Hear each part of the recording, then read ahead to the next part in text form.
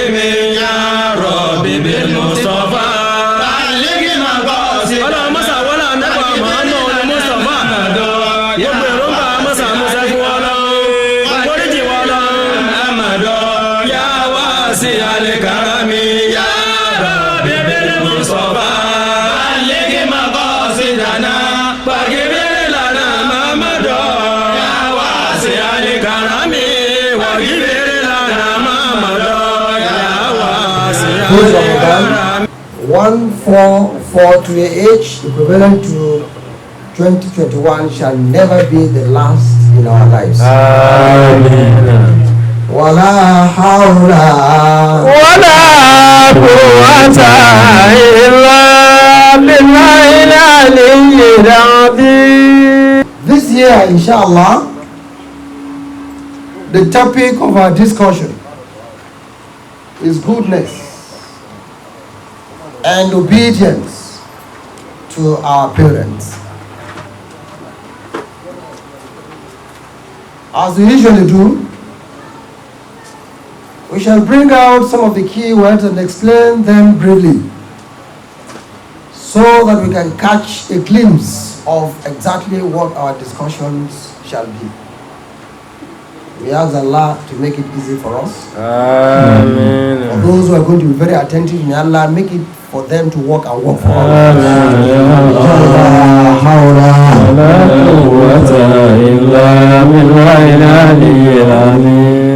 The first key word there is goodness.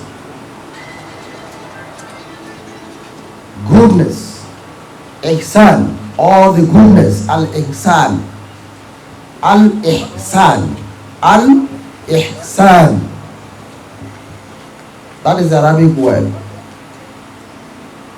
What then do we understand or comprehend by the word ihsan or al-ihsan? What do we mean by that?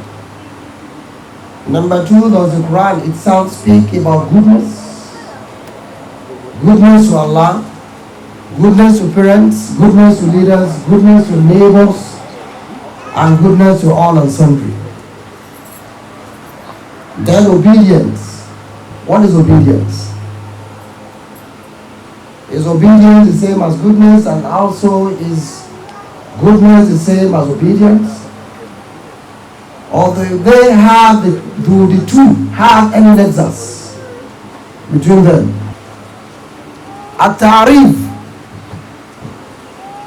التعريف لكلمة الإحسان. Preamble and introduction to what we refer to as goodness. So I ask all of us again, what is goodness? Is goodness exactly the way we know goodness? Or there are variants of goodnesses and differences between the goodness we know and other ones we are going to treat? ما هو الإحسان؟ Other sual. This is a question. What is goodness? الإحسان هو أن تعبد الله كأنك تراه. الإحسان هو أن تعبد الله كأنك تراه. What we refer to as goodness is when you worship Allah or you engage in activities of worship, all كأنك تراه. then you do it or you do them, acts of goodness, as if you are seeing Allah. فإن لم تكن فإن لم تكن تراه فإنه يراك. For anybody who does not know should know that if you cannot see Allah, if I cannot see Allah physically, as Musa alayhi salam could not see him when he demanded to see Allah, I told him, Innaka lan tarani. Oh, you Musa, you can never see me. And it was very good for Musa for not seeing Allah, because despite the fact that he didn't see Allah, he only heard Allah's voice. Musa alayhi salam fell down and fainted. When he heard Allah's voice and fainted, what if he had seen Allah? So one would assume that we are seeing Allah, and that is when we'll be able to come out in good color of what is known as goodness. فَإِن لَمْ تَكُنْ تَرَوْا فإنه to يراك. be at the back of our minds that even though we see not Allah, it is a certain truth that Allah sees us. وَلَوْ كُنْتُمْ فِي بُرُوجٍ مُشَيَّدَةٍ. Even if we are in the last portion of this earth, the seventh one, Allah is still seeing us. That's one. الإحسان في الإسلام. Religiously, what we refer to as al-ihsan, the goodness, وإتقان العمل. إتقان العمل الذي يقوم به المسلم. it is the act of perfecting, doing good deeds, saying good things, acting on good things, perfection of it. Like some people say, they never knew that they are committing blunder. And though I'm trying to be nice, anybody who says he's trying to be nice, that means he has never been nice. There's no try in niceness, because the word niceness is very close to goodness. So I can do this now, I'm trying to be nice. That means you are not nice. And anybody who's not nice is not good. Anybody who's not good will not do good thing. And anybody who's not do good thing will do bad thing. Because the opposite of karama, what is the opposite of good? Bad. Congratulations. So the opposite of good is bad. But on if you go to be bad, on a bread. So bad can go. Dead. الإحسان في الإسلام. What was Islam in Islam? وإتقان العمل الذي يقوم به المسلم. Perfecting all act of worship, trying to do it in a better way, from better to best. As a Muslim in Islam, that is what is understood by the word goodness. We now go to obedience. Somebody may be good, but may not be obedient. So what is obedience? Obedience simply means total submission, complete submission, submission without excuse to the doing of goodness acts because of Allah, or because of the amrullah, because of the order given by Allah, because Allah has ordained it that you must do it. Then you now decide, since Allah has ordered, ordained, compelled us to do good, I must obey Allah's order to do goodness. So here we can deduce that there are differences between goodness and obedience. Goodness is the act. Obedience is another noun, which is an act also, but it means total submission or total followership of Allah's order in conjunction with the order and examples of Prophet Muhammad. Therefore, we want to start and concentrate on goodness to parents. Here I ask, am I good to my parents? Someone may say, after all, the parent or his or her own parents are late, they are dead. Even after their death, goodness to parents continues. Goodness to parents continues, even after their death. And Islam makes us to understand that goodness is a continuous act. So am I good to my parents? Are you good to yours? Whether one is alive or both are alive, or one is late or both are late, are we good to them? For those whose parents are already late, were we good to them physically when they were alive? What did they eat? What did we eat then? Did you take care of them? Then if you are taking care of them, kudos and good news.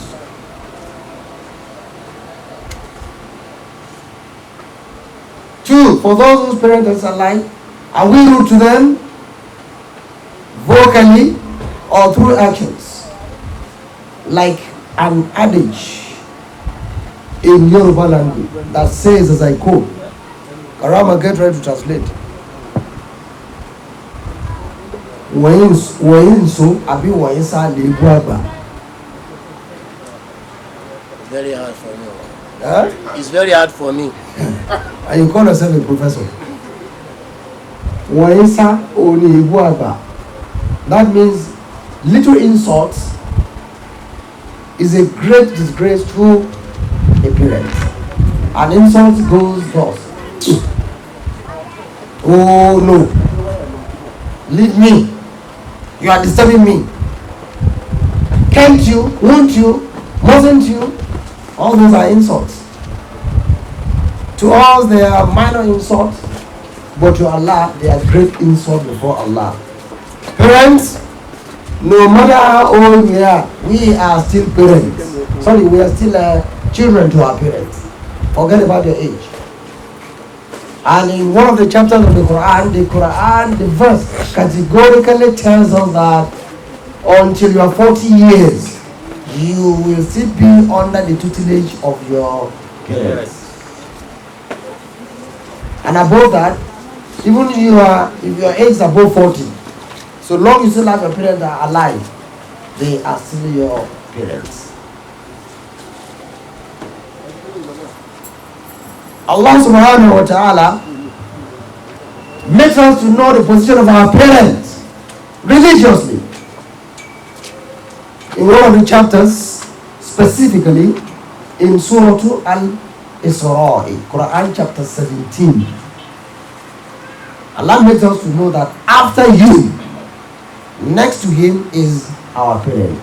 أعوذ بالله من الشيطان الرجيم الرحمن الرحيم أعوذ بالله من الشيطان الرجيم بسم الله الرحمن الرحيم وقضى ربك ألا تعبدوا إلا إياه وبالوالدين إحسانا إما يبلغن عندك الكبر أحدهما أو كلاهما فلا تقل لهما أف ولا تنهرهما وقل لهما قولا كريما واخفض لهما جناح ذل من الرحمة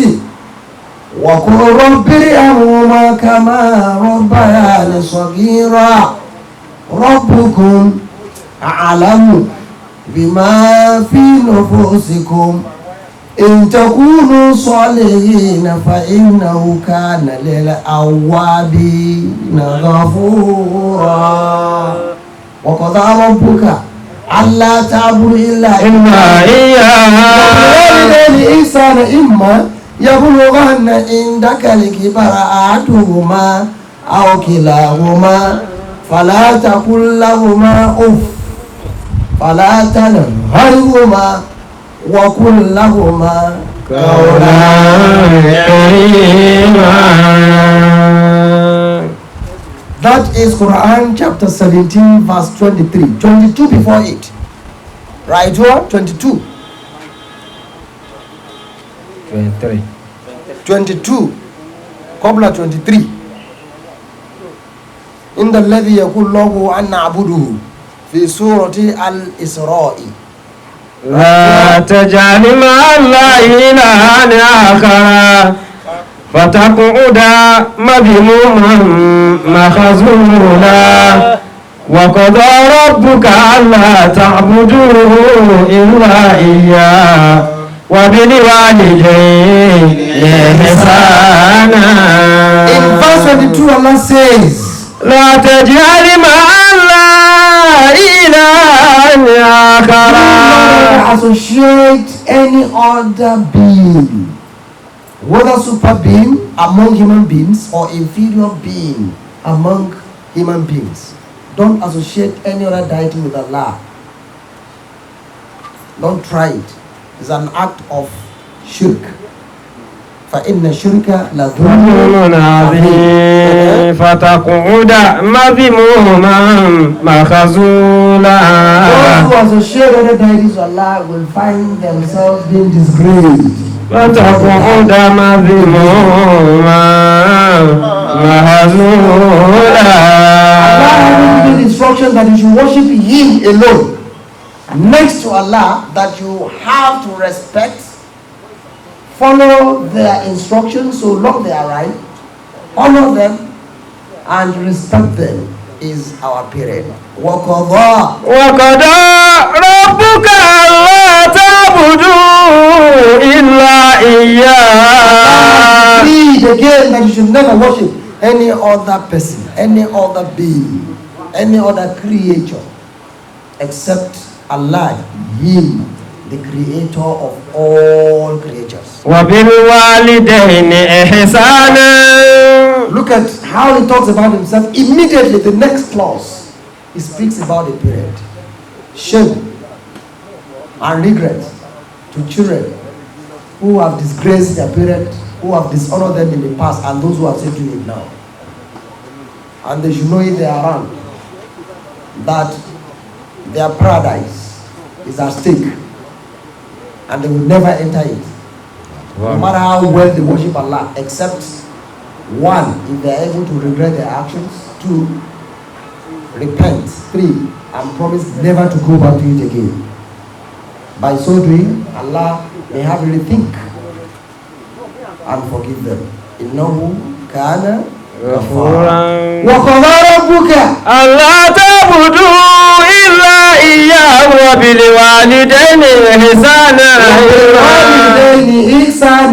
وَبِالْوَالِدَيْنِ إِحْسَانًا. The most good to our parents. Some children are good to them when it comes to monetary. We give them money at short intervals, even without request. But they are burnt to their parents in terms of their actions, especially when they speak to them. Because they shout on them, they scream on them, they insult them, even in public. Let me tell us, your mother is your mother, your father is your father. Let me even go beyond. Some people claim that their mothers are witches, while their fathers are wizards. Whether witches or wizards or both, you came to this world through them. Their witchcrafts and wizardness are none of your business. That is solely business between them and Allah, and you can never judge them. وَبِالْوَالِدَيْنِ إِحْسَانًا. وَبِالْوَالِدَيْنِ إِحْسَانًا. Saying good to them is another way of doing goodness to our parents. We should respect them and honor them in our speeches, then in our acts. And this is why some of the scholars today, they will tell you to bow or kneel down for your parents. That is bid'ah. We shouldn't forget that culture is mixed up with Islam. There are some cultures Islam dropped. Immediately the advent of Islam came, and there are some cultures that are incorporated into the laws of Islam. So bowing for parents is not an act of shirk. It depends on your intention. إنما الأعمال بالنيات وبالوالدين إحسانا إما يبلغن عندك الكبر أحدهما أو كلاهما فلا تقل لهما أف ولا تنهرهما وقل لهما قولا كريما إما يبلغن عندك الكبر. Some children are lucky in the sense that as they are growing, their parents are growing along with them. And we have to be very careful, especially when parents are growing older. That is another time of test for you between them and Allah, and between you and them. Why? Because when old age arrests them, Allah turn them back to the first stage of their lives. رددناه أسفل السافلين إلا الذين آمنوا وعملوا الصالحات ولهم أجر غير ممنون. When they are growing old, that is when children must be very, very careful, because shaitan may want to come in. This time your father or your mother will say, please, I want you to urinate here. Say, Baba, this is not toilet. Say, this is toilet. All right, go to you, please. Baba, I think your senses are gone. Subhanallah. Don't ever say that.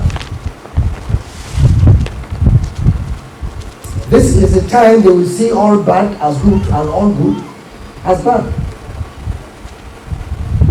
Because their brains are feeble and weak. As your own is sharp now, yours will also go into the state of being weak and feeble. So the way you treat them now when they are old, that is exactly how your old children will treat you. So this time around, like the football terminology, injury time. That is an injury time for you to be mindful of what to say to your parents. Some of them may say, please send 50,000 naira to me. Don't be pushed or tossed by a shaitan to say, what about the one I sent you last week? It's an insult. And some of them, what they do for us while they are alive, we may not know until they go and gone forever. Some of the monies we give them, some of the gifts we give them, if you don't know, they share some of these gifts to people around. People with bad hearts. Sorry, it is your child, meaning his own child, that asked me to give you this when you never asked him or her to do it, but they do it on your behalf. So why are you complaining that after you gave him 30,000 last week? A fool that you're trying to be. Between that Monday and Friday, you have spent more than 150,000 for your wife. Who has tried most? Your wife or your mother? Your mother or your wife? إما يبلغن عندك الكبر أحدهما أو كلاهما فلا تقل لهما أف ولا تنهرهما وقل لهما قولا كريما وقل لهما قولا كريما. The mission board secretary, congratulations.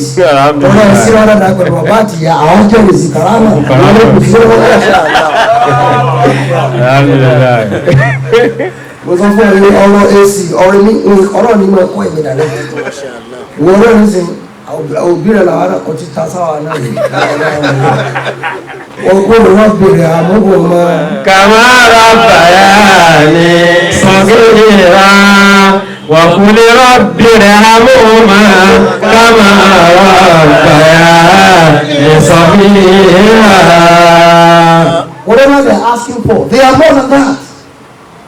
If our parents ask for an aeroplane, new one, wallahi, they are more than that. Okay, from pregnancy, how much you have been spending? Can you calculate till a child graduates? When he or she graduates, you still venture and sponsor him to do his masters. Can any parent calculate and give the precise amount they have spent? So there is nothing we do to them that will equate what they have ever done for us. May Allah bless more our parents. فلا تقل لهما أف ولا تنهرهما وقل لهما قولا كريما. Do not insult them, whether directly or indirectly, publicly or secretly. Don't insult them, because the insult you pass on to them will go into their blood. They will never forget, and it means each time they remember, you are in trouble. It will change into a curse upon you. And if you look at our side today, that's why we have chosen this topic since 1.5 years ago. We have discovered that if we count 10 homes, between 8 and 9 homes, no more respect. Even some parents don't even want their children to respect them. Then some malams, or so-called malams, they have disbanded what we call respect, honor, that ought to have been coming between children and parents. Some do it in their schools, some do it at Arabic classes. Hey, don't bend up for your parents. It's shirk, it's bid'ah. And I think at this place we have shown us where Prophet Yusuf alayhi salam was bowed for by his other 11 brothers, including their father. Why as Quran? Why as Allah has not abrogated that verse in Quran? So there is no how we respect our parents that is too much, except we have to repair our intentions. So we shouldn't insult them. Oof. Oof is just like hissing of parents. لا تقل لهما أف ولا تنهرهما. Look at two things. No oofing. Don't hate on them. Hi, this woman has come again. Which woman?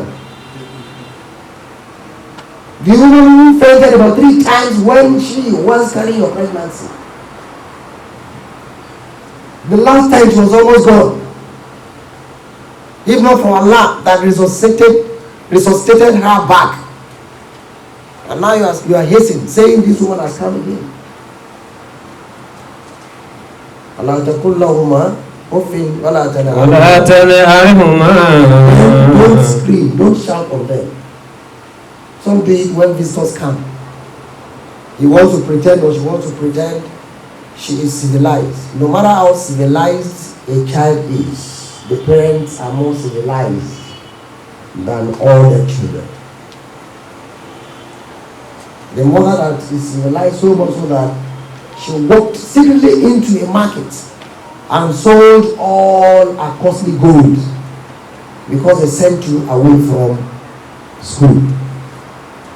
Is that not civilization? You were hungry. You couldn't get anything to eat.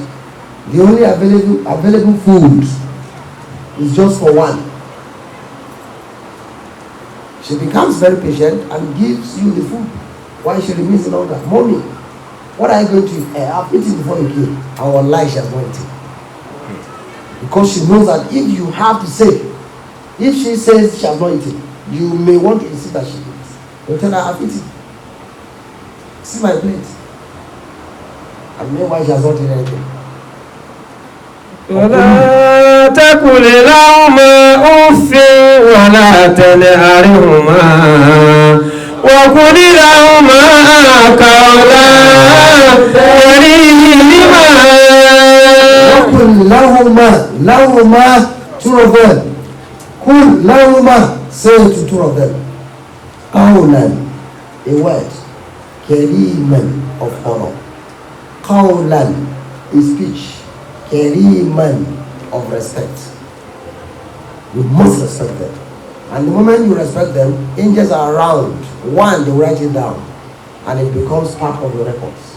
2, when you have your own children too, then Allah will make your children to respect you the way you respected your parent and more than the way you respected your parent. وفي الحديث عن أبي عبد الرحمن عبد الله بن مسعود رضي الله عنه قال سألت النبي صلى الله عليه وسلم أي العمل أحب إلى الله تعالى قال الصلاة على وقتها قلت ثم أي قال بر الوالدين قلت ثم أي قال الجهاد في سبيل الله. متفق عليه. This is a well doctored hadith, a well accepted hadith by most people who record a hadith. عن أبي عبد الرحمن From the father of Abdul Rahman, عبد الله بن مسعود Abdullah, the son of Mas'ud, رضي الله عنه قال may Allah be pleased with him, who said, سألت النبي صلى الله عليه وسلم blessings be upon Muhammad, أي العمل أحب إلى الله تعالى.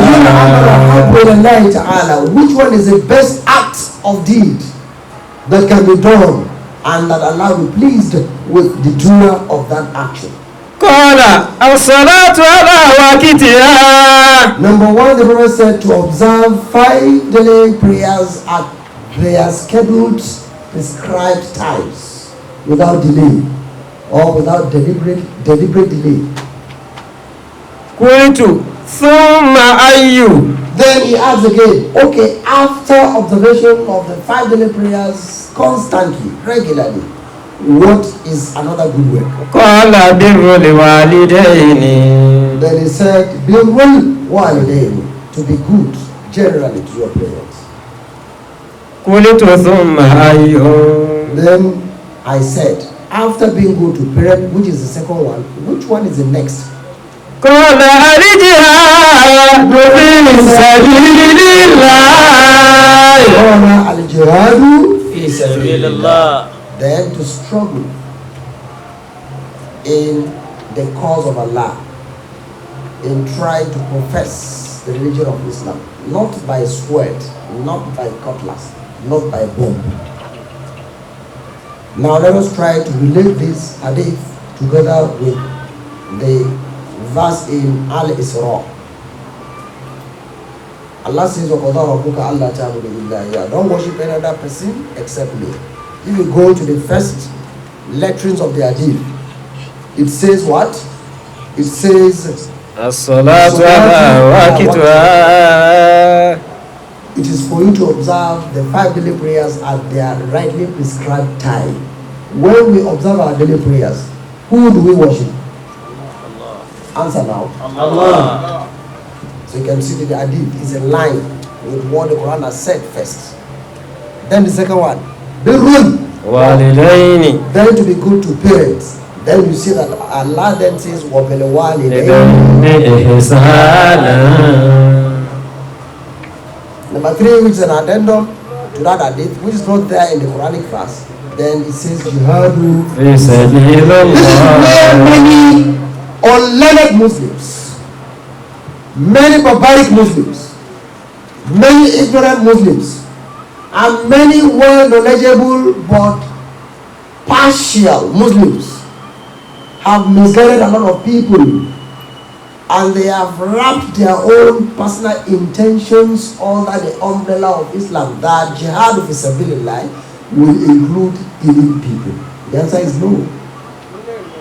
Islam does not say you should kill.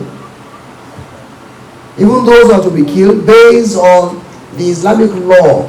There are so many rulings, and it cannot be individual killings.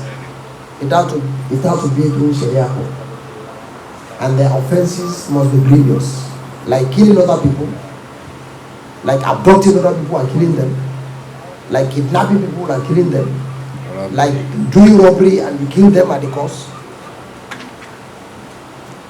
and etc. That is when somebody deserves killing. But innocent people, who are just walking on the street and you have planted a bomb somewhere. And all of a sudden the bomb gets detonated and they die. And you say it's jihad. It's not jihad. هذا ليس جهاد في سبيل الله إلا جهاد في سبيل جيبي أو في سبيل الشيطان أو في سبيل الشيطان Iblis. That is not strongly in the cause of Allah. It's not jihad. It's jihad in the line or in the cause of shaitan or in the cause of your own pocket. Therefore, we must be very careful to know when people talk about jihad. Jihad is divided into three. Jihad al-mal, struggling in the cause of Allah, using your money. So yes, I learned that AL-MUSTOFIYYAH want to build their mosque. Yes, it's true. Chairman, is it true? Yes, it's true. How much do you have? Kai, we have less than 100,000. Then what I'm going to do is I'm going to give you 250 million. As a God of Allah make it so. I mean, inshallah. I'll give you 250 million this month. Immediately after Salah Layah, that's the Eidul Adha. The second week, please come to me. I'll give you another 250,000. 250 million. Yes. Making how much? 500. That is jihad of Isabilillah. You have seen a child who has been walking the street, doing Tallah, hockey in the street, pure water, goro, kula not, draw not, etc. So why not in school? My parents are weak financially. Then you follow him or out of the house.